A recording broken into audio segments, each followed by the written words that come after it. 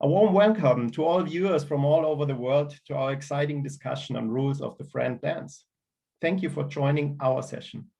My name is Jörg Hernandez. I'm the moderator of this session, and I'm a German and European patent attorney based in the beautiful south of Germany, in Bavaria. Why is our session Rules of the FRAND dance particularly exciting? It is because FRAND dance is a very practical matter that can be influenced by an insane number of factors, not only by the parties participating in the FRAND dance. Further, the conduct of the parties during the FRAND dance has a significant impact on any infringement proceedings that may follow. However, please note that this session, we will not be discussing FRAND rates or SEP litigation. In this regard, I would like to refer you to other exciting sessions.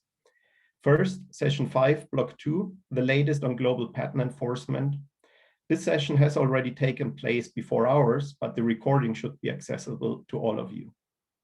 Then session 10 in block 4, recent top courts decisions, restored balance and clarity in the innovative ecosystem. And last but not least, session 22 in block 8, trends in recent SEP judgments and future perspectives from the lawyer's viewpoint. Our outstanding speakers will not only give you insights into the actual course of SEP negotiations, but will also provide you with practical tips and recommendations based on their many years of experience. Speaking of the outstanding speakers, let me briefly introduce them. And I have prepared some slides I would like to share now. First of all, let me introduce to Sonia. Sonia London, she is head of Consumer Electronics Licensing Program in Nokia. In addition, she has served in a number of companies and investor and board member. She is past president and board member of LES Scandinavia and actively serves in LESI as co-chair of the High-Tech Committee and co-chair, co-founder of Women in Licensing Alliance.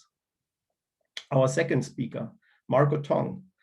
Marco, he is Deputy Chief IP Officer of the ZTE Corporation, leading ZTE's patent licensing, transaction, and litigation teams. Marco graduated from Nanjing University Law School and holds the China Bar qualification. He uses Chinese and English as working languages. He is also ICC China IP Committee member and nominated as 2020 IAM Strategy 300. And our third speaker, Tim Pohlmann. Tim is the CEO and founder of IPlytics. He earned his doctoral degree with the highest distinctions of the Berlin Institute of Technology with a dissertation on patenting and coordination in standardization. Tim founded IPlytics with the vision to create the first solution on the market to bring together comprehensive, highly indexed technical standard information, global patents, declared standard essential patents, so SEPs, as well as patent pool and technical standard contribution data to provide industry-leading analysis on the past, present, and future of standard essential technology. Before I immediately hand over to Tim to explain some details about SEPs and FRAND, I would like to ask you, dear audience, please send us all your questions through the chat. We will then try to answer those questions as soon as possible. Alternatively, you should also find us in the networking areas which are available during the conference. Okay, Tim, your turn. Go ahead. Thank you so much, Jörg, for the kind introduction. And I'll be happy to kick off this session with a few slides on what SEPs really are. Just so you know, should you have any questions about what I present, we also have a booth here at the LES, a virtual one, that you can visit anytime. To get started, we really start with the basics to also have people understand what we talk about today who may not be proficient in the world of SEPs right away. And I will start with the definition, what a standard essential patent actually is. And a standard essential patent is a patent that claims an invention that must be used to comply with a technical standard. In other words, imagine you are a smartphone manufacturer and the smartphone should connect to 4G, 5G technology. all patents that are essential to those standards, you have to implement as well. In other words, you have to use those patents. For those of you who are having a patent attorney background, you can also think about a more legal technical definition where a standard essential patent is a patent that has at least one independent claim, which each element can be mapped to the standard specification. So that's what, my colleague York would call claim charting, where you really see which claims actually read on the standardized technology. What is interesting about standard essential patents? It is basically two concepts that come together. Definition of a patent, of course, I don't have to tell you, but it's an exclusive right. And it basically allows you to keep others from using your invention, right? To keep others out of the technology because you have the monopoly, at least for a certain time. However, what's the definition of a standard? It's the total opposite. It's a common platform or specification of a technology to connect and communicate on a common basis. So very inclusive, everyone should use the same technology. So while a patent is exclusive, a standard is encouraging the wide implementation of a standard. And those contradicting concepts, there is a solution to it. And the solution is a mandatory license. That means if you are a standards developer, you have to commit to license all the patents that are essential to the standard under a certain framework. And that framework we call FRAND. And I don't want to go into much details, but I just want to tell you a little bit about the basic principles of FRAND. FRAND stands for fair, and fair typically relates to two main basic issues. First one is no bundling. That means your license, if you do give access to your standard essential patents, must only include standard essential patents. You're not allowed to have a package where you have your design patents and standard essential patents combined in one contract. That's what we would call bundling. Another basic aspect is no free grant backs. So giving access to your standard essential patents does not mean that anyone else must give you access to their, again, for example, design patents. So that is what we would call a free grant patent, and that also is not allowed. Reasonable is probably the most discussed, negotiated, and litigated issue in FRAND. What is a reasonable price for a standard essential patents if you license it? That is reasonable. And non-discriminatory means in basis that you have to treat the licensees equal. So that is the basic framework of what we call FRAND. Do standard essential patents matter? And as you may know, IPlytics, we are a data company, so I provide you some statistics. And what you see here is the net new declared patents that have been declared to be standard essential. I will discuss a little later in the session that a declared patent is not necessarily really essential, but we will come to this one later. But the statistics already shows you that we have a very sharp increase where we have really increasing numbers of new patent families relevant or at least claiming to be essential for standardized technology in our more and more connected world. And of course, one of these technologies that is dominating the increasing number of patents is the 5th generation technology of cellular technology standards, the 5G.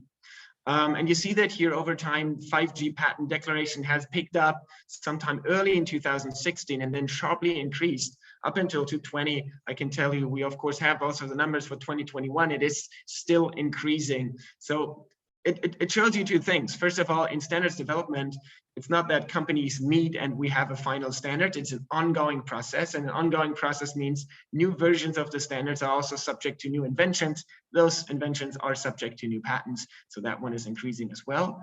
One thing that I tell you also here is that not only the number of patents has been increasing in the past years, also the numbers of companies owning those patents, meaning the landscape of involved companies has also increased, even though that the majority of the top 10 companies owning those patents is quite dominant. We have a long tail of a lot of players in the market that are also, of course, not only owning these patents, they also submit and deliver a lot of new inventions and technology to the latest standards generations. And 5G is one example. We have others that I will come to later, but these are, as an introductory, the first developments that we see in the market.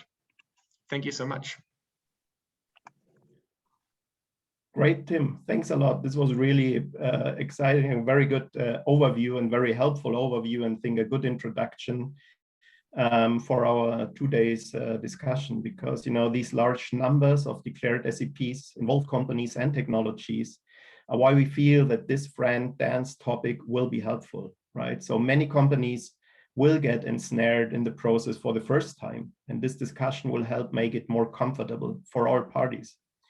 So our goal is not only to introduce all viewers to SAP basics and the importance of SAPs, but we also want to show you how a licensing project usually works.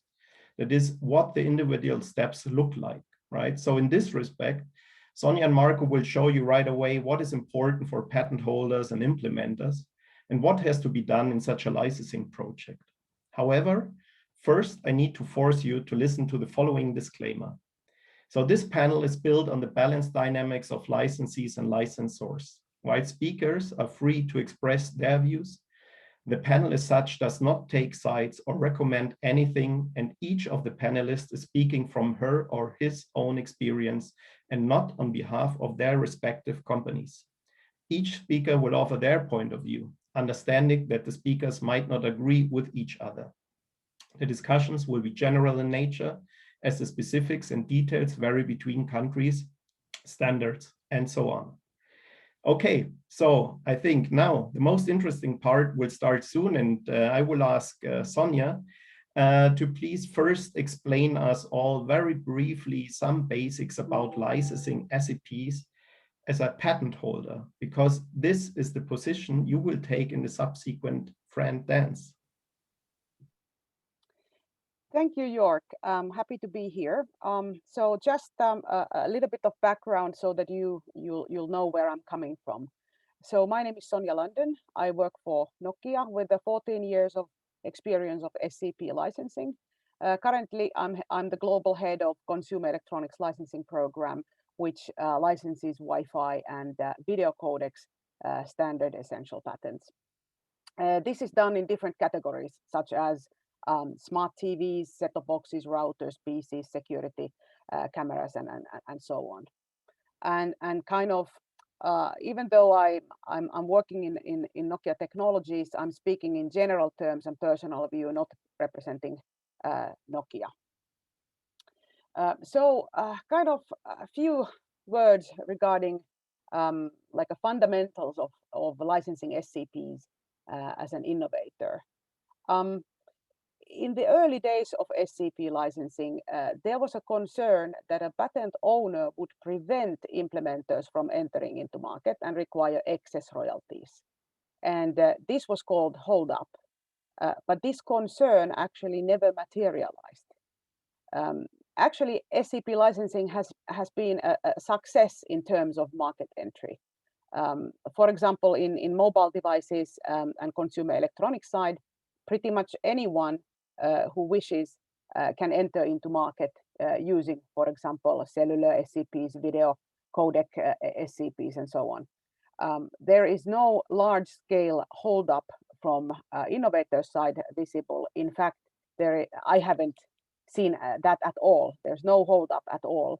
I've not heard a single innovator that would have been unwilling to license SCPs. I believe that the fundamental problem in the SCP licensing is that the teachings of these patents are available and licenses are also available, but in so many cases, implementers will take the teaching, but they do not necessarily wish to take a license. And this is holdout, and I consider that to be a major problem in SCP licensing. So not taking a license, that can actually go a long time without incentive to take one, or a penalty for not taking a license. So now we come to the specifics of this panel, that the FRAND behaviors set forth by courts and which we are discussing today, they are good, but they should also lead to concluding license agreements actually. So engaging does not only, it's not enough, but there should also be a concluded deals as a consequence. And I believe that there should be some kind of a penalty for the licensees of not taking a license if they need one. I think that's enough of the fundamentals from my part. Maybe I will turn back to Jörg. Thank you. Thanks a lot, Sonja. This was a really good introduction from your side, and I would like to ask Marco now to briefly explain some basics of SAP licensing from your point of view, especially from point of view of an implementer, right? Because you will take this position in a moment. So please go ahead, Marco. Thanks, Jörg, and thanks, Sonia. Very glad to have the chance here to talk about the so-called FRAND dance. It's really the practical issue, as you already mentioned in the opening speech. So I would like to take like 1 minute to have a better introduction of myself. As you already say that I'm from ZT Corporation. And there is, I believe that there is a little unique position for ZT Corp because he is implementer.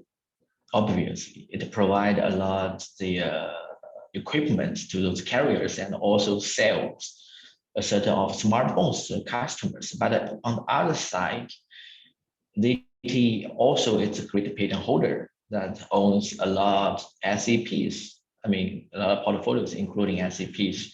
So ZT is always trying to find a balance between a licensor and a licensee to find what should be a reasonable business or a reasonable market for both sides. So, but anyway, forget that. Today I'm speaking or I'm trying to acting someone as a completely implementer here during this panel. So I would like to say that the SAP licensing, it's really something hard for implementer. The reason why I say this is because everybody acknowledges that an innovator should get some kind of revenues for his contribution to the technology or to the standard that is used in the product. But how to evaluate such kind of contribution and again and find a very clear number amount to show that it's not quite clear. And also, we all understand that FRAND rules is something, principles that both parties should follow. But there is still not quite clear rules or to show what should be the exact meaning of a FRAND principles. For example, we always say that non-discrimination is one of the important rules that licensor should follow. But for licensee, a licensee doesn't have a chance to collect all kinds of information, especially the royalties that the licensor gives the different licensees. So how can a licensee really understand if the offer they are working or they are discussing is discriminated or not discriminated? So for a licensee, I do believe that if we can get a better understanding and guidance of FRAND rules, that will help the negotiation a lot and will help the parties finally to reach a solution that both parties can accept. So that is my general understanding of the issues for in licensing or implementer is facing in this dance. Thanks, Jörg.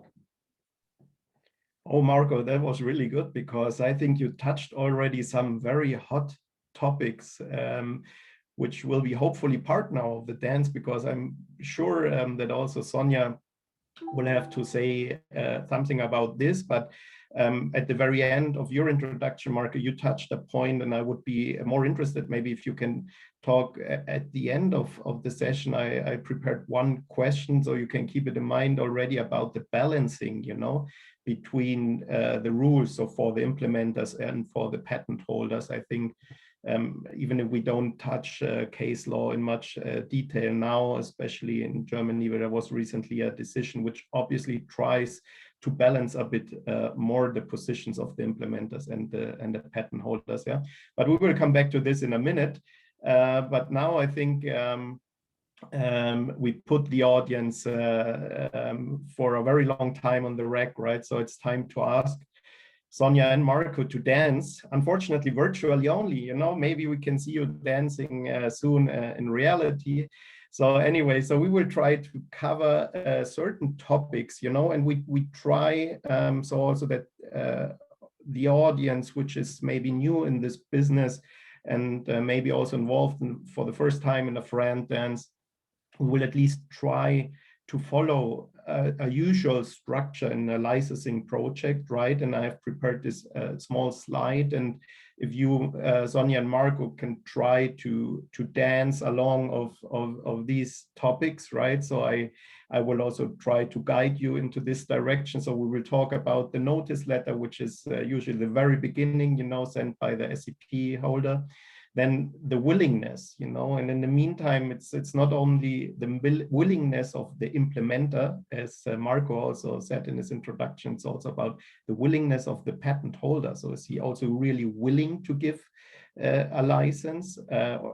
So then the necessity of an NDA, the first offer, which is sent from the patent holder to the implementer, the counter offer by the implementer, then technical discussions, the need of technical discussions, the volume of technical discussion and details about this, then the commercial discussions, of course, legal discussions, and of course, at the very end, hopefully the execution, because as Sonia said, right, the goal of a FRAND dance, of a licensing negotiation should always be to conclude on a license, right, to avoid litigation, so to avoid going to the courts, wherever this will be then.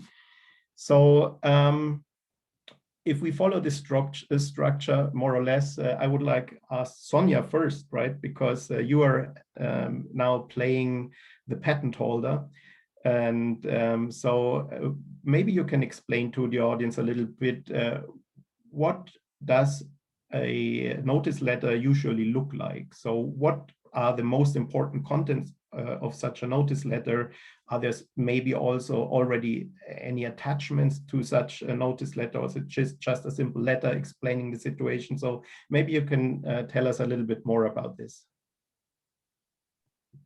Thank you, Jörg. Maybe it would be helpful if you put that slide back up there, so that the audience will be able to see the process. If you can do that, thank you. And from that, before I go to the notice letter, just making a comment that sometimes, even though this format seems to be a very logical, couple of these steps may be in a different order depending on the case. I have seen, for example, cases where the licensee wants to have technical understanding first before making an offer. And well, I do understand the basis for this. They want to evaluate whether they need to do something first. And it's especially understandable if you are being approached by a company that you don't know, and you don't know their contributions and their patent portfolios that well, and kind of their reputation as a patent owner. But anyway, let me come back to the notice letter. So pretty much the notice letter should be such that the implementer will understand what is the question. So what is the standard that we are talking about? What is the standard that is being implemented?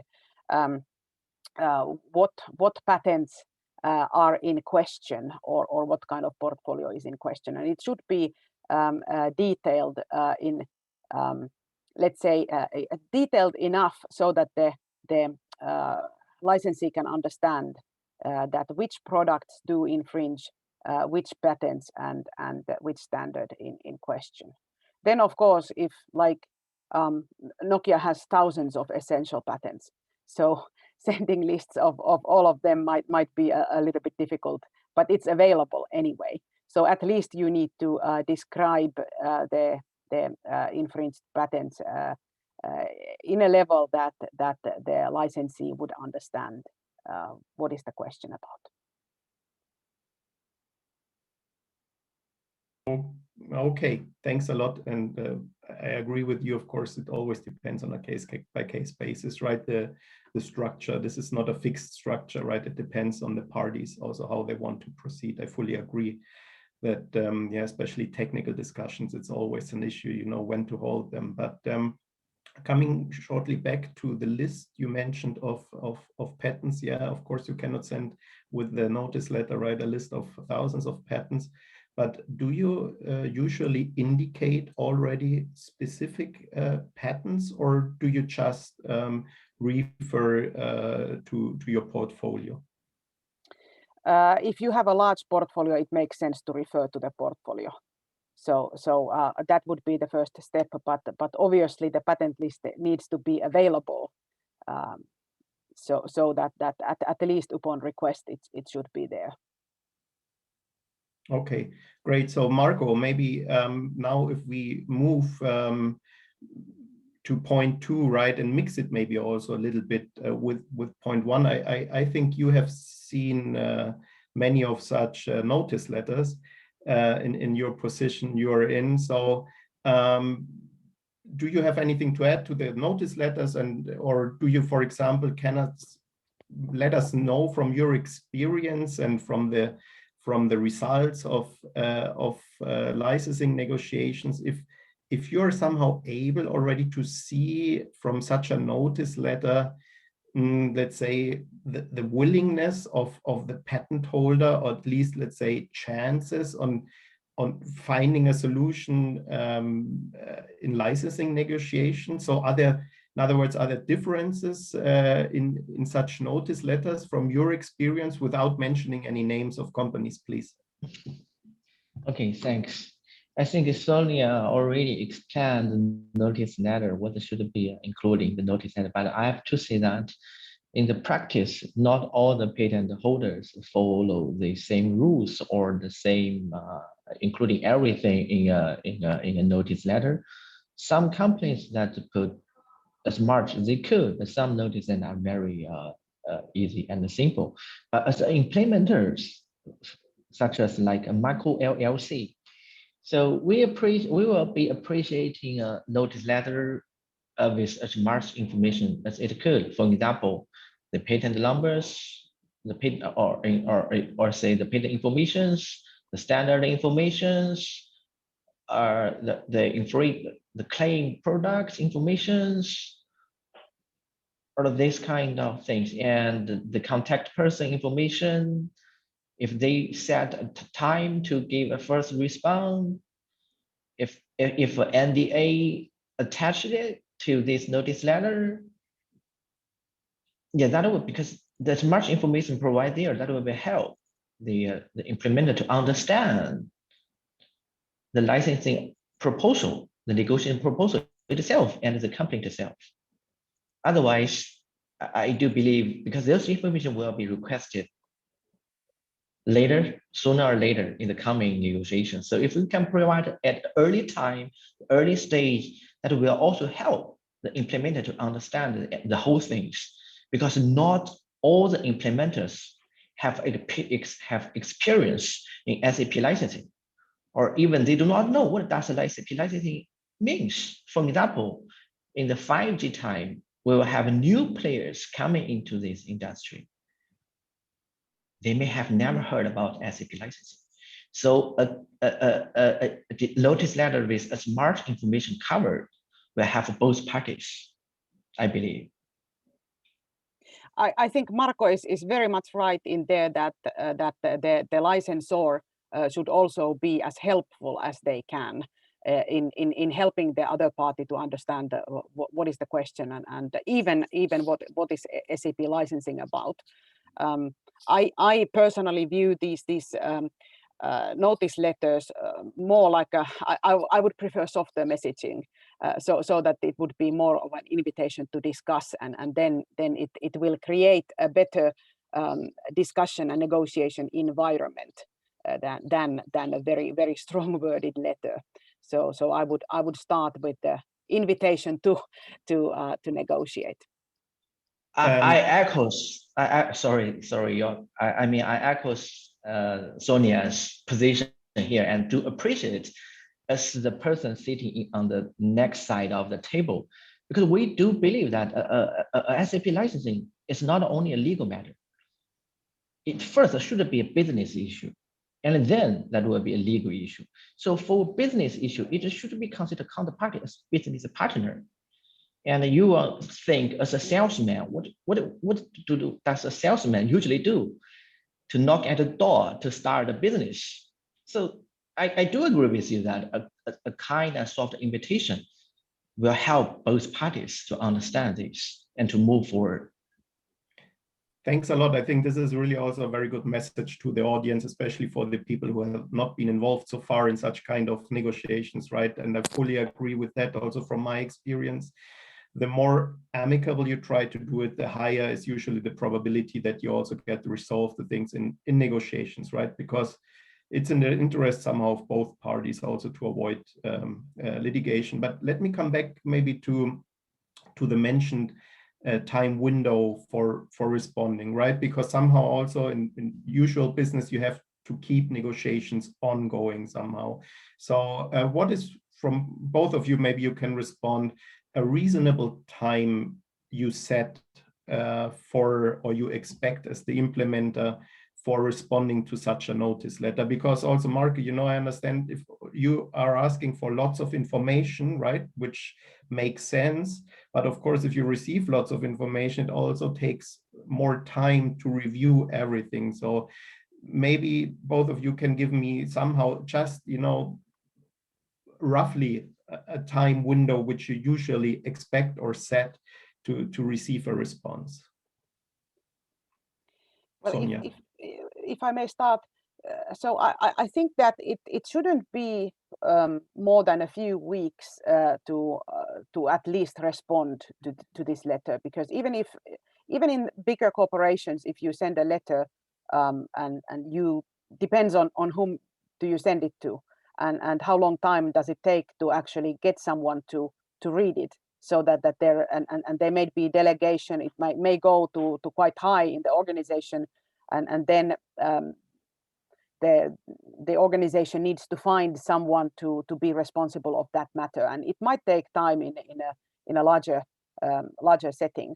But I don't believe that it, because there's no actual like a pain points there. It's just a contact and response. So it shouldn't take more than a few weeks to find someone to respond. Marco, what do you think? Do you agree to that? Or do you think more like 2 or 3 or 4 months? Well, you know, I personally, I believe that there is no clear rules or case laws on the what should be the right time to respond. But I do agree one thing, that as a license, as implementer, when you receive this kind of notice letter, no matter it is well drafted with a lot of information, or it's an easy one, simple one, you should say something, respond something with a reasonable period. Even you may just say, we don't believe it is enough information, we want more, but you should say something. And if we have to set a time there, I agree, weeks should be a reasonable period, because you have enough time to have internal discussion and to understand, even asking for all the council's view, advice on that. So weeks should be a reasonable period. Yeah, okay, perfect. Both of you mentioned already the NDA. Of course, you know, it's a business negotiations, and NDA will be required, right? So what is your experience with regard to the NDAs? Is it a straightforward thing, or are there, depending on the parties involved, many things to discuss, maybe also because of different jurisdictions or so? Is it more a longer thing, or is it more or less straightforward? May I comment the willingness before we go there? Just to, because I realized that I didn't mention in the notice letter part that typically it would be quite reasonable from a licensor's part to say that whether licenses are available on FRAND basis in the notice already, and if not stated in the notice, it should be stated pretty early, so that the licensee can understand what is it about. But also the licensee or the implementer should be, it's implementer at this point, not a licensee. But the implementer should also declare that they are willing to take a license on FRAND basis, on FRAND terms, whatever those terms may be. and that is very important point, that they need to also show willingness. And I think that it's not a question of just a declaration of willingness alone, but whether you are willing licensee or not, and whether you are willing licensor or not, that is the core of the FRAND dance here, that both parties must take the steps and show willingness all throughout the process. Just a quick comment, if you an important one. Yes, thank you. Thank you. So with regard to the NDA, that's a very, very interesting question, because one would think that it would be a straightforward thing to always have an NDA in place if you have important business negotiations. But this is not necessarily the case, because not everybody wants to enter into an NDA regarding the licensing of SCPs. And sometimes I hear that the basis for unwillingness to sign an NDA is that the patent data is anyway public, so why bother? And that your rates anyway should be there in the public, in my opinion, so why bother making an NDA? But I don't think this is a reasonable approach. NDAs are needed to protect the commercial and technical data of each party. And for example, the discussions that follow, even though they were handling patent data and the patents were public, then the opinions and the construction, claim charts, and so on may be more or less legal information that actually should be then protected by the NDA. So this is a tricky question. Sometimes it takes a little bit of time to convince implementers to enter into NDAs. Usually they are willing at last in the point when they need to discuss their own products and their own business data. So then they would like to enter into one. So I'm not aware of any limitations for the right to require an NDA. So I believe it would be a benefit for both parties. And then maybe just to add there that unwillingness to sign an NDA, knowing that it will be an obstacle for continuing the discussions, I think that is a clear sign of unwillingness from the implementers or innovators side. But I haven't heard any innovators who wouldn't be willing to enter into an NDA. Marco, your view on that, and also your experience in this, especially maybe also you can talk as an implementer about the willingness from the implementer side, which has been mentioned now several times. Yeah, I would like to say that I agree with Sonia that the FRAND dance is a process. It's not a step, but it is the process with a lot of steps. So both parties should always keep this in mind, that if they have done something wrong, anything wrong, and if there is, you need to find a way to recover it, to change it during this process. So it's true that for the implementers, it's vital to express their willingness to move into the licensing discussion, or we say to accept the invitation. I don't have any doubt on that. But maybe there is a timing issue that for the licensee at which stage to say that, or on what kind of the language, but clearly, it should be clearly acceptance of this invitation. Then if we move to the NDA, and I also believe that NDA is important here, because during the discussions, both parties will disclose a lot of confidential information. As Sonia explained, that the construction of the claims, and for the implementer side, it of course will disclose a lot of sales information, or marketing information, and the product information, and those should be kept just between the parties as a confidential information. So NDA is very important to also for the implementers. And I also believe that to propose or to move into discussion of NDA is also a signal to show your willingness to a serious, to a formal, and a real discussion of the licensing issues. So if my suggestion is to all the implementers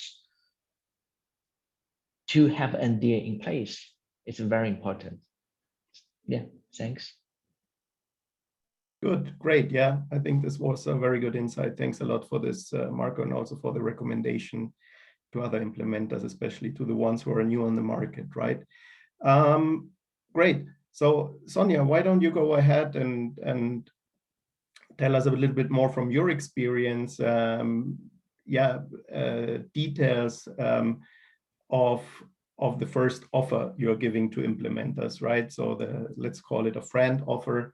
And maybe you can also mention then already a little bit from your experience, what are, I mean, because there will always be discrepancies, right? That's from my experience. I know you, as the patent holder, you offer a first license. Of course, usually the counter offer is not saying that, yeah, perfect, we would take this, right? There's, of course, there's always room for negotiation also because the patent holder cannot know all details like sales numbers and regions, whatever, of the implementer, right? But what is, from your point of view, important to consider when sending the first offer to the implementer?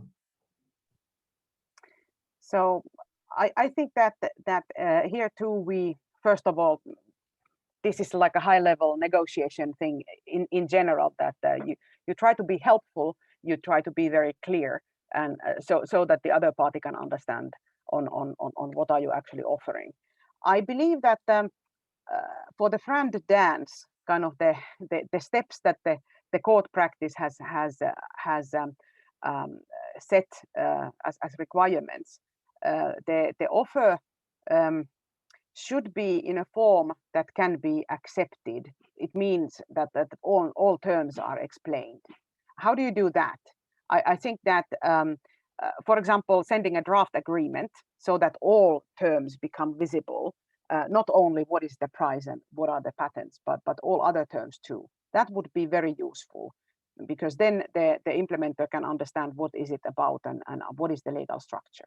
So that should be pretty much all terms explained, and that if the offer is acceptable, then it could be accepted at once. So that's a very clear way to do it. And this one, an offer should explain how the royalty is to be calculated. And this guidance from a court case is debated on what does it mean. And we agreed that we don't want to go to the royalties here, so I won't go there. But I understand this to be that explaining how the royalty is calculated means that the implementer can calculate the royalty based on that, so that it's clearly set what it is. And then based on that information, the implementer is then able to evaluate on whether they think that this is a FRAND offer or not. So that is a very important point in explaining the offer, how the royalty is to be calculated, and give all the terms so that it could be accepted. So, but I understand, before I turn to Marco, maybe let me ask you there, if you explain how the offer is calculated, right, then you mention all the details of the math which are behind that, right? So how much effort do you put into trying to find out real sales numbers? Because this will be depending, of course, of the standard you're referring to, you know, but now in your field with end consumer products and so on, you need somehow to know the markets which the implementer is selling in or working in, right, and numbers. And so how much effort? Please. No, it's okay. Go ahead. Just what comes to my mind is that now you're actually going into the debate on what does it mean, because you said that I would be explaining all the background information there, and this is exactly the question that raises a lot of debate. For example, I'm saying that how the royalty is to be calculated. For example, if and this is just an imaginary example, that if my royalty rate is a percentage of net sales price of a certain product category, that is something that helps the licensee to understand how the royalty is calculated, what kind of percentage is taken from which pricing of which products. And if this is a running royalty, that's pretty much everything that is needed to calculate how the royalty works. This would be a percentage of per unit royalty. Now, whether the licensee agrees that this is a good level of royalty, that is a totally another question. And I believe that the innovators, the licensors, do have the right to set their own prices, and as long as they are fair, reasonable, and non-discriminatory. So whether I, as a licensor or innovator, need to explain in detail on how did I come up with that certain percentage, that's another question which is to be debated, because licensees typically would like to know, and licensors consider that as a business secret. So it's a very difficult to say how to recognize that, how to resolve that. Further, I think that this also comes to the question of comparable licenses and what they mean.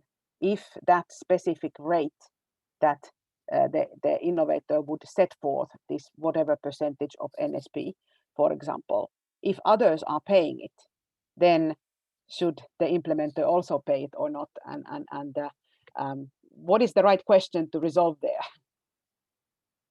Very difficult. So, but you're absolutely right. We shouldn't go too much into detail, and we touched the different topics. That it's true. Maybe ask Marco a little about his expectations when receiving such an offer, right? Also because somehow, yeah, I think you have seen many different offers, and maybe also one or the other offer showed you somehow the non-willingness of the licensor. But let's don't go too much into detail there. So from your point of view, which is the information you require, at least together with the offer, to work on an appropriate counter offer from your point of view? Well, first I would like to say that the licensing discussion is like the other commercial discussions.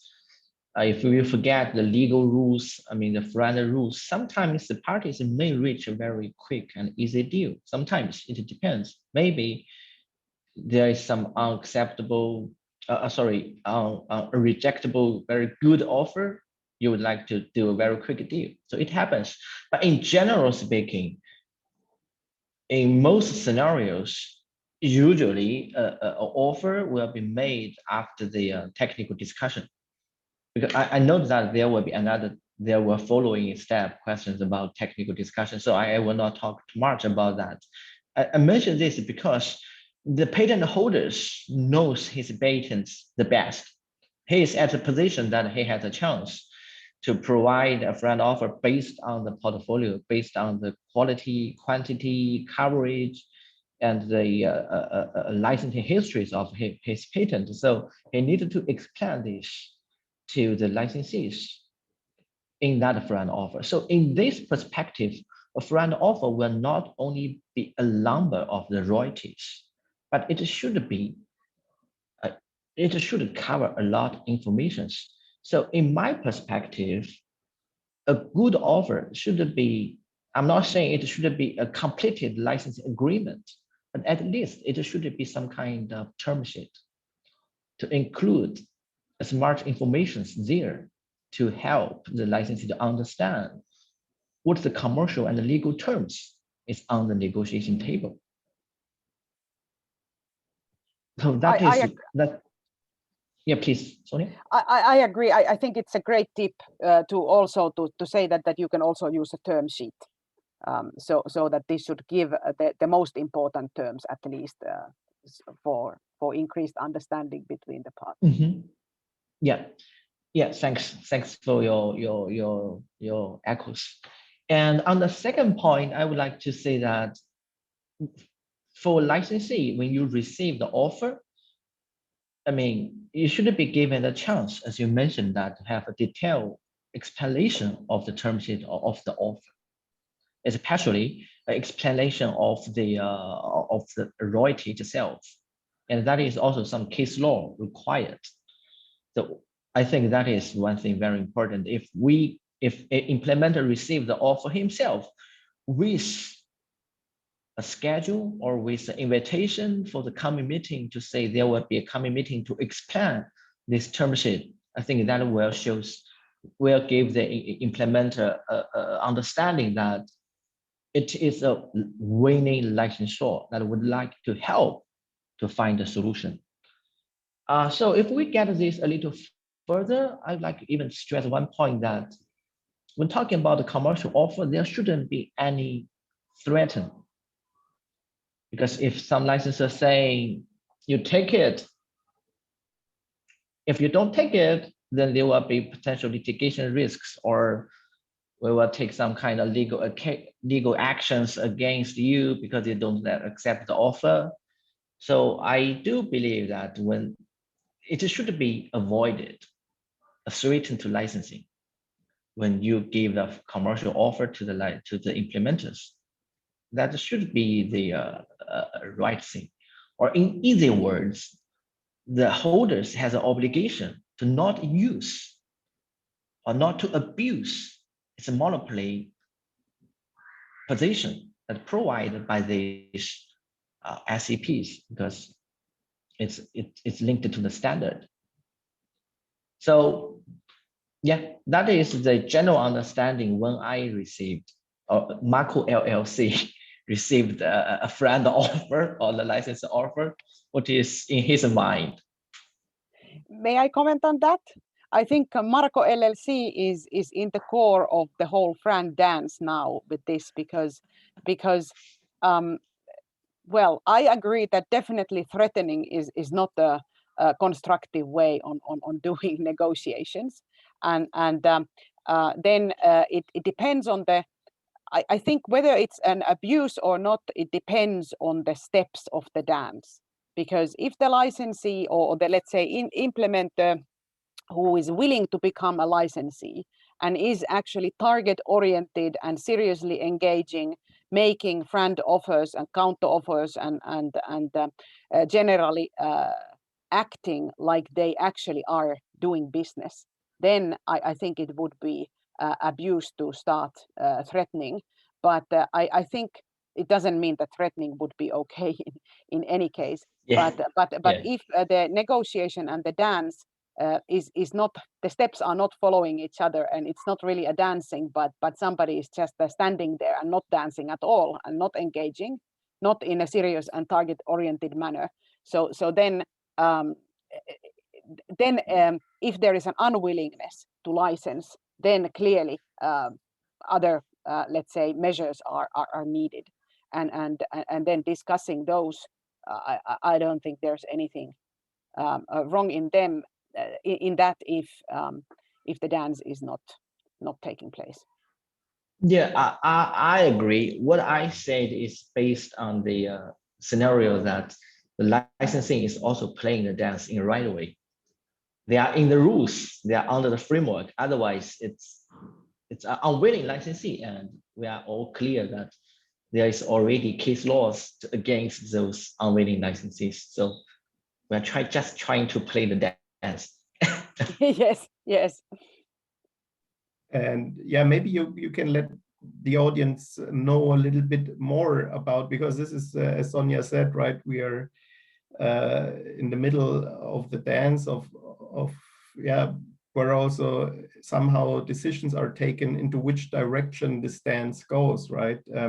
So how can you influence in such a situation where you're now in the offer FRAND offer step, let's say? How much does time play an issue? Yeah, the framework, as you said, of course, it's important for the parties to follow, but maybe you let the audience know a little bit more from your experience, what have to be taken into consideration to let the dance move on, right? Well, because Sonia LLC already sent the first offer to Marco LLC, so generally speaking, now it's Marco LLC's turn to move forward. So I think that I will ask for some kind of clarification meetings to invite the licensor to expand its offer. As I said, the legal terms, the commercial terms, especially how these royalties came out, and some other comparable, or we say the licensing histories, to let us understand what is the market reaction to the portfolio, to the licensing invitation. And it may take some kind of rounds, maybe 1 or 2 rounds, and also we need a time for internal discussions, because I said many times, licensing, it's a business discussion and together it's a legal discussion. So the in-house licensing guy needed to ask opinions from its own business unit, the technology or R&D unit, to combine all the internal views and then to make a counter offer. Of course, there should be a counter offer from the licensee if you want to be a willing licensee. Otherwise, the dance will be stopped here, and you will have legal risks is that you don't respond to the offer in a reasonable time. But to be clear, before the implementer making a counter offer, there should be a step of the explanation of the offer itself. That is a key issue I want to stress here. Yeah. So maybe let's play the dance a little bit. That okay, Sonia LLC has sent a letter and notice, and we have gotten response from Marco LLC, and now Marco, we had an NDA in place, and Sonia has made an offer for Marco. Marco is trying to evaluate on what to do now, and I don't like the price, and I don't like some terms here. So what do I do? So I think that we need to do some technical discussions to help Marco evaluate my portfolio, and because it's obviously it's very, very valuable, and I believe that my FRAND price that is being paid by other people is also the right.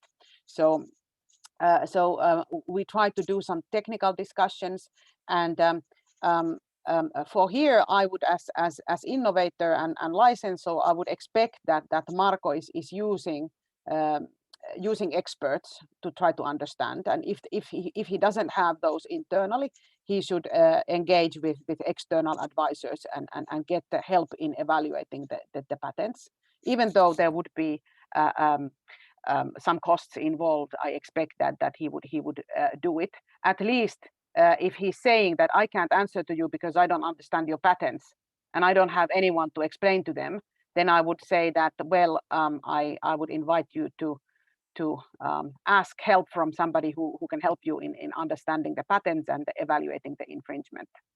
Then, okay, he does that, I believe. And when he does it, and we'll have our experts explaining the infringement and the patents and so on.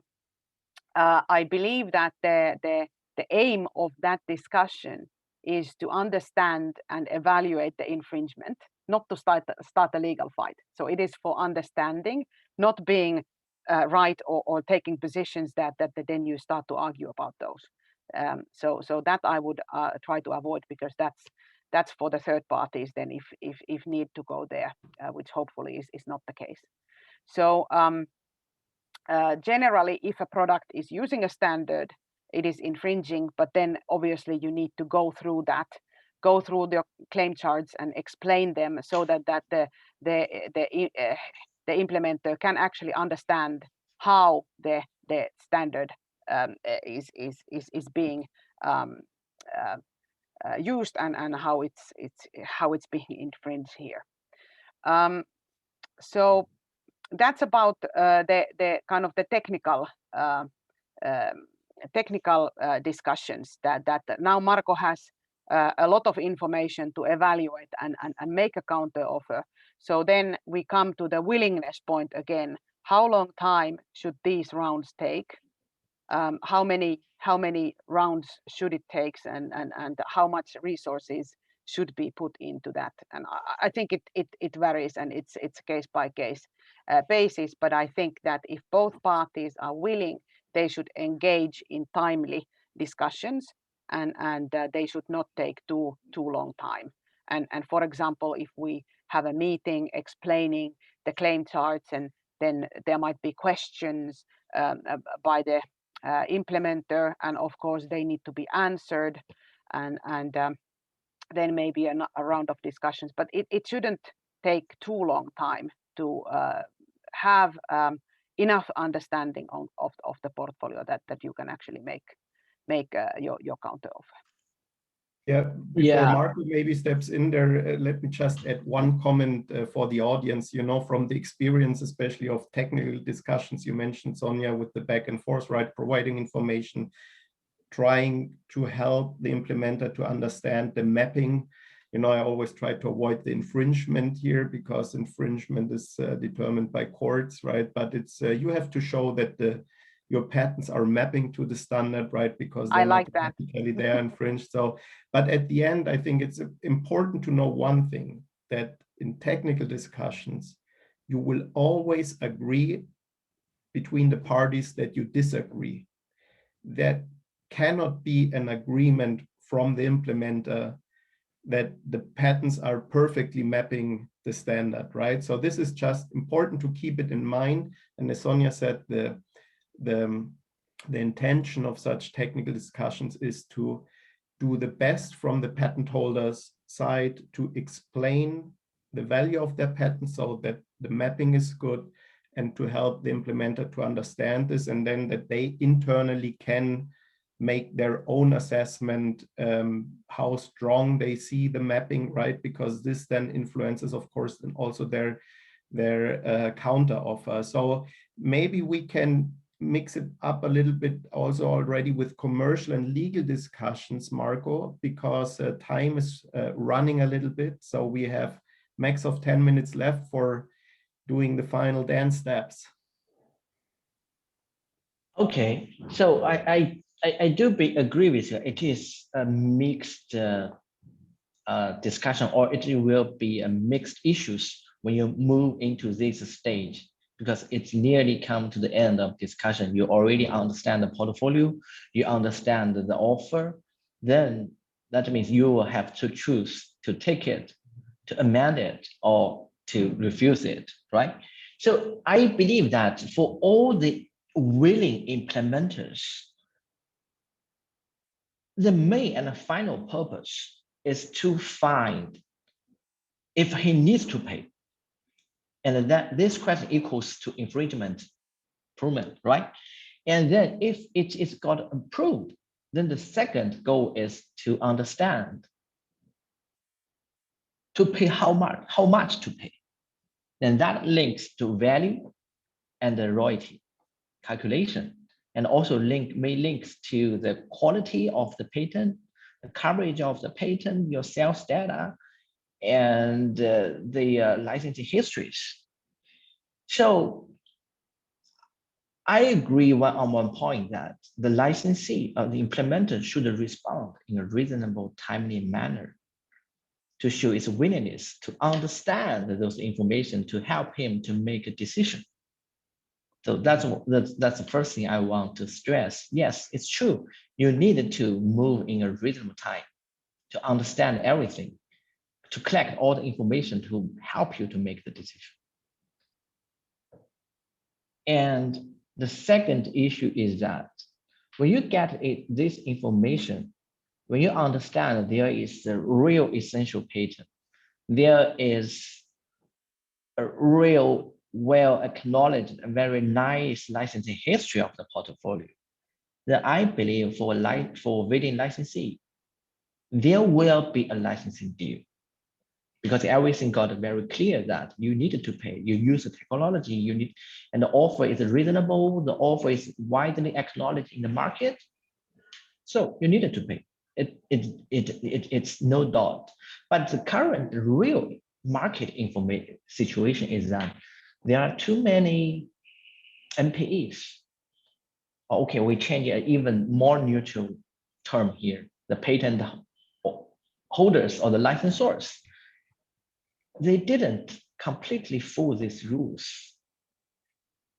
They either failed to give a very clear technical discussion to show it is a real essential one, or they cannot well to prove the licensing history.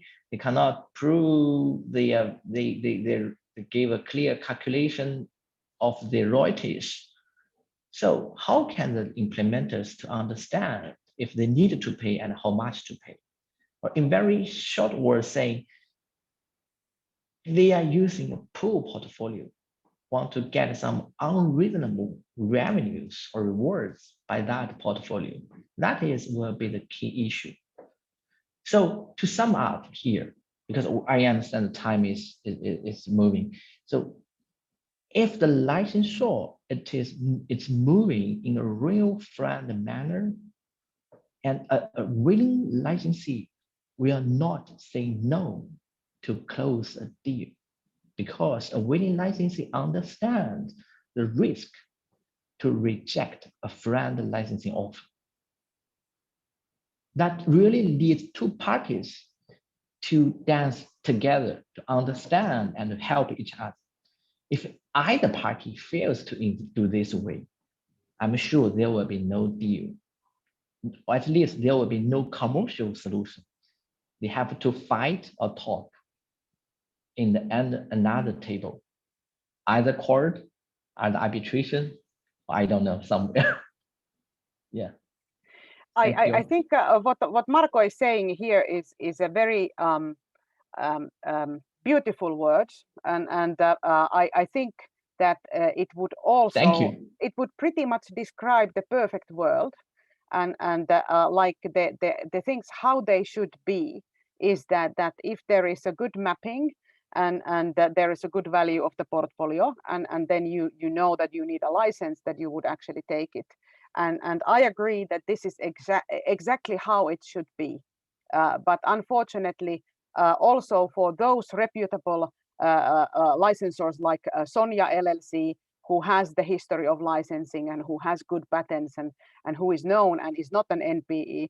So even for those good reputable licensors, it is very, let's say, there are more unwilling licensees than willing ones in the market, and it takes a lot of effort to try to secure the fair compensation for the standardization efforts.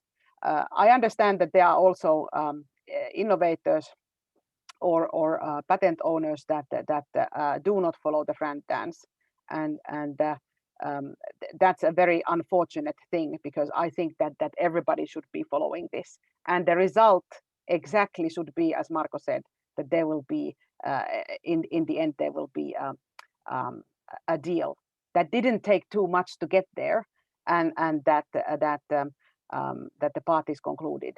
But unfortunately, there are so many parameters moving in that setting that even if licensee or implementer was thinking that of course I pay if I'm convinced, but I'm just not ever convinced, then that's a very difficult situation to resolve. Obviously, Marco is not one of those. No, so but Sonia, thank you again also for mentioning this, right? As I said at the beginning, you know, there are so many factors influencing the whole dance, right? That's true. But maybe now, because we are coming already to an end, unfortunately. So Marco, maybe you can start in telling us quickly from the licensee point of view, which are really the biggest hurdles from your personal point of view, and also what can you do as a potential licensee to make the whole process as smooth as possible? Maybe you can focus on the most important points only. Thank you. Okay, thanks, Jörg, thanks, Sonia. I think we have a nice discussion and we have great chance to understand the whole willing licensor thinks. And as a willing licensing, we do believe that in the whole discussion, it's in a relative weaker position. So a willing licensing really needs the help from a licensor to help them to understand the offer and the whole business.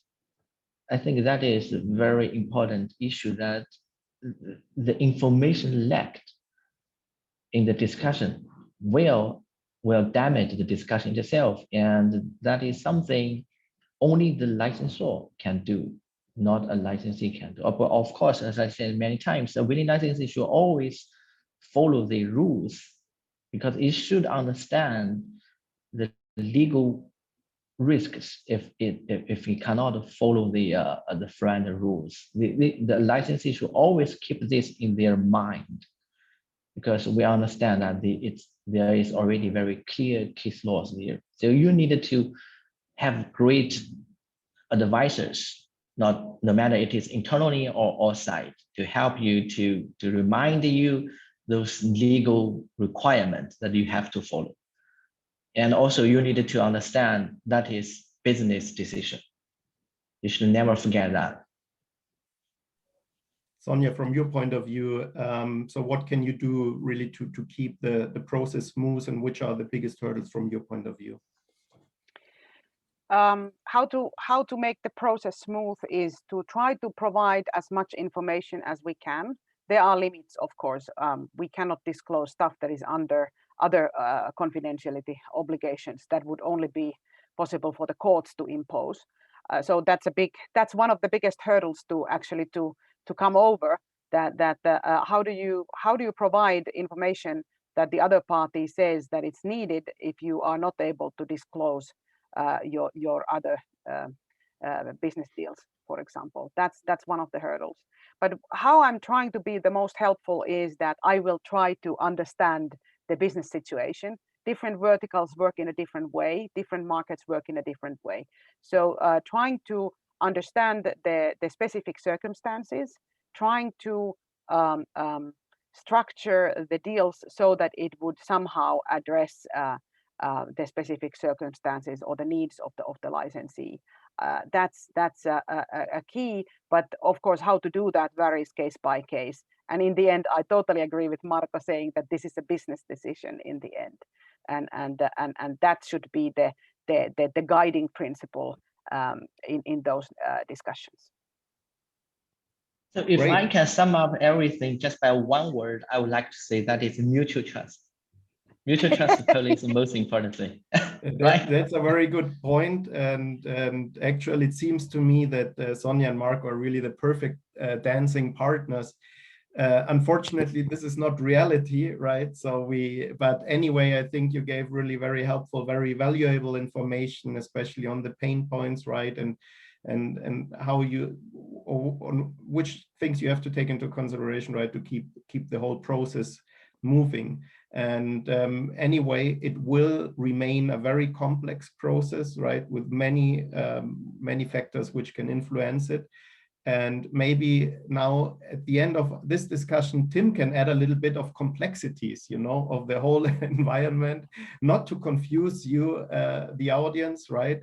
But to give you a little bit more of background information. And yeah, Tim, your floor, please. Yes, I hope I will provide more clarity than complexity, obviously. But yes, I will now talk a little bit about the landscape. In other words, You know, where do we find most patents relating to standards, and what are, you know, also a little bit of a future outlook.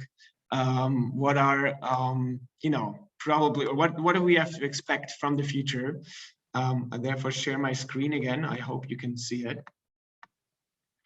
And talk a little bit about the landscape here. Maybe to get started, I think one thing that we, what is interesting is that in the future, I think, and I think here Marco and Sonja can agree, licensing in the smartphone world is well understood. I think there are contracts in place. Obviously, there's also negotiations, but the principles are understood. The players know each other, trust each other. But it will get a lot more interesting when we go beyond the world of smartphones, when we look at technologies like 5G and Wi-Fi 6 to be implemented by vehicles, by containers and chips in the transport space, in the energy space, in smart meters, in smart factories, smart homes. And you know, the products and the companies behind that are new to the game, right? They haven't been negotiating any of those licenses before. However, they're using the technology. They, you know, also must pay a royalty.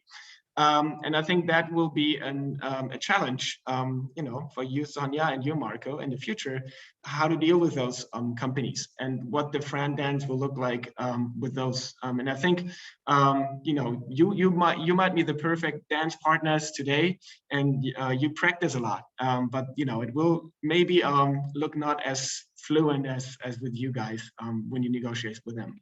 Just to give you an example, I think many people are not always aware about all these technology advances, that these are standards, right? Look at the car, right?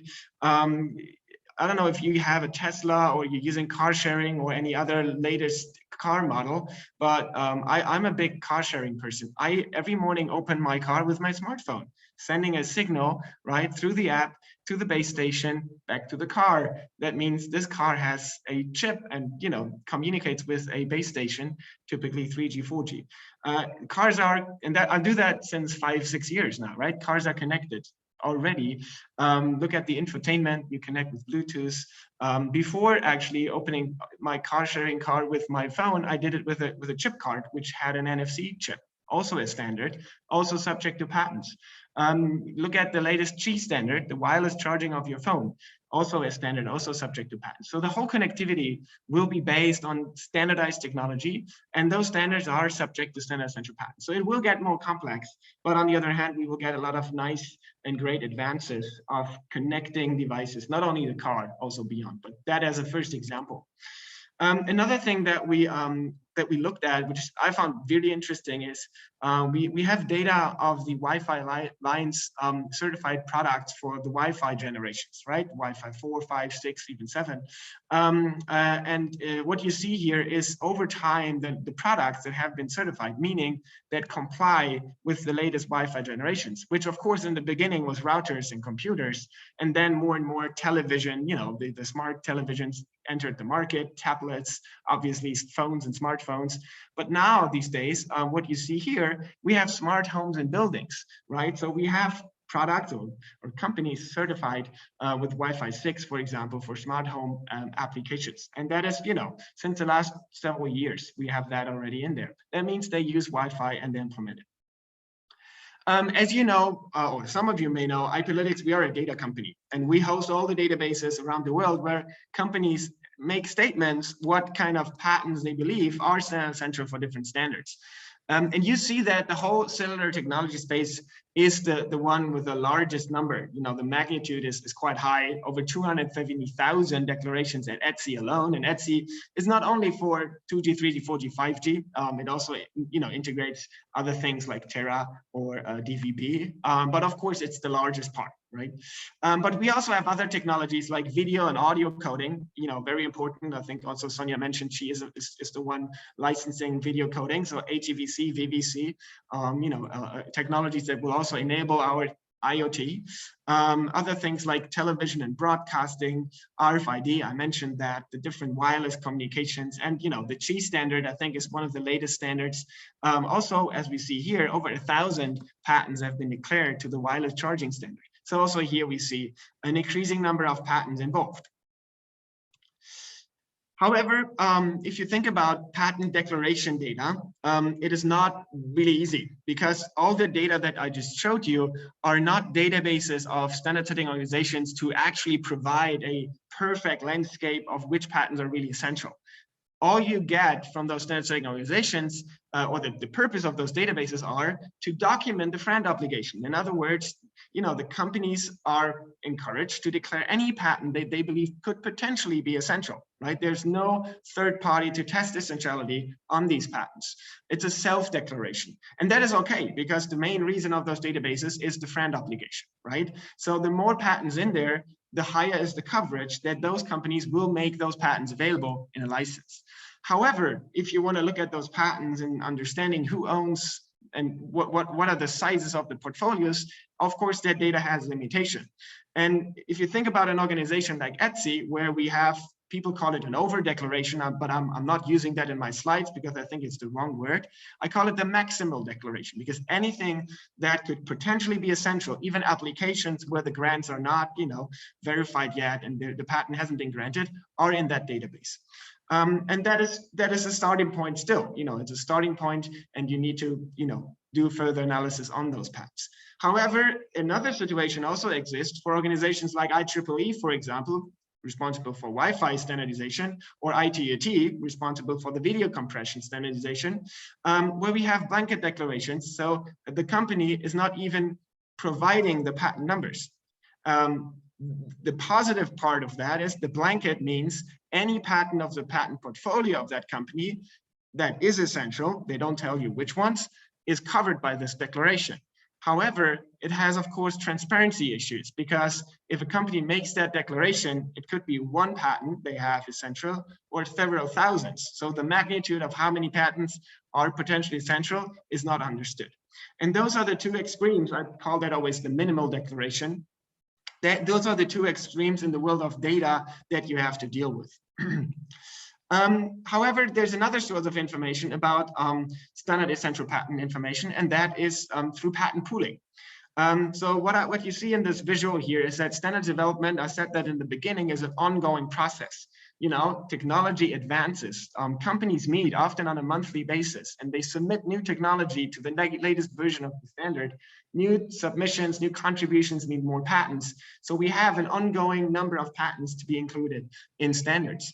And some of those patents are licensed through the companies themselves, through the patent owners. However, other patents are put in a pool, right? And the advantage in terms of economically thinking advantage is that you don't need to negotiate with different patent owners, because several patent owners pool their patents into one license agreement. People call it the one-stop shop. Mainly, if I want to, let's say, access to all 5G patents and all the patents would be in one pool, I just have to sign one contract and I got the access to all of those patents, right? And that is the basic idea of patent pools. So, and on those patent pools make the data also available online. And, one of the things, of course, because, we thought that in the FRAND definition in the beginning, patents have to be essential, right? And you cannot do bundling. That means the pool must contain only verified essential patents, and should not have any other patents like implementation patents in there. However, in reality, pools are not always so successful, right? This is, sorry, a blurry picture, but this is from an old economics paper of mine. And we looked at lots of patent pools across different technologies. And actually all of those patent pools never cover all essential patents. There are always companies that do not join patent pools for various reasons. Often companies have a very efficient licensing program and licensing team themselves. I think I can speak for Nokia, a very successful licensor. Also, of course, ZTE is one. Other companies may not have that, and the reason to join a pool may be, hey, I don't have the workforce to join a pool. I'll join a pool, and they do the whole licensing negotiation for me. I think one thing you have to remember, one contract for so many different companies with so many different business models is very difficult to negotiate. So thinking about a device manufacturer has interest on the product market compared to a pure licensing company like InterDigital, who only get revenue from licensing technology, to a let's say, seller and network provider like the German telecom, Vodafone, Verizon, who have an interest of people joining the network, right? There's different interests behind how the standard is used, and that means also different pricing incentives. So it's always hard to get everyone in a pool, but reality shows almost no pool covers all patents. I give you two examples. Here is the HEVC pool landscape. Unfortunately, we are running out of time. Please Okay. keep it as short as possible. Okay, just two examples. This is the VVC pool landscape. We have 3 patent pools and even outside companies. So if you want to get a license, there are pools, but you still have to knock on 3 doors. Avanci is a similar case. We have insiders and outsiders. So they cover a certain number of patents for the 3G, 4G, 5G in the auto space, but not everyone is a member. And yeah, last slide. What you should remember, what you should know, connectivity is standardized. Those standards are subject to patents. The number of patents of those standards is sharply increasing. You should monitor that as an IP professional, understanding which patents cover those technologies, and think about royalty costs very early on, because you will use that technology. It will make your product better. So appropriate security payments would be one step you should think about. And thank you so much. Again, visit our booth if you have more questions about our data, our solution. Thank you. Yeah, perfect. Thank you, Tim, for this overview, and sorry for pressuring you there, but Sure. Time is running out, as every panel has a limited time, right? And also people want to join the other panels, and thank you for all the questions you sent us already through the chat. And I think Tim will be directly available also at his booth, and the whole team here will try its best to answer your questions as soon as possible. And also please make use of the speakers forums and of the tables which are offered to you, you know, where you can meet us or text us directly. The conference is offering you many possibilities to direct us, to contact us directly so that we can answer further questions, because I think there will be also still many questions to Sonia and Marco. At least I would have still many questions, but I think the audience for sure even more. So thank you again so much, Sonia, Marco, and also Tim, for making yourself available for this panel. It was great fun with you. And dear audience, of course, thanks a lot for your interest in our panel. I wish you continued exciting conference, and I'm already looking forward to the next marathon. But I love marathon running, right? And not in front of a screen. So let's hope that we can meet again in person for the next LESI conference, right? And celebrate as we did in previous years. So in this spirit, take care, goodbye, and thank you for joining. Thank you so much. Bye. Have a good one.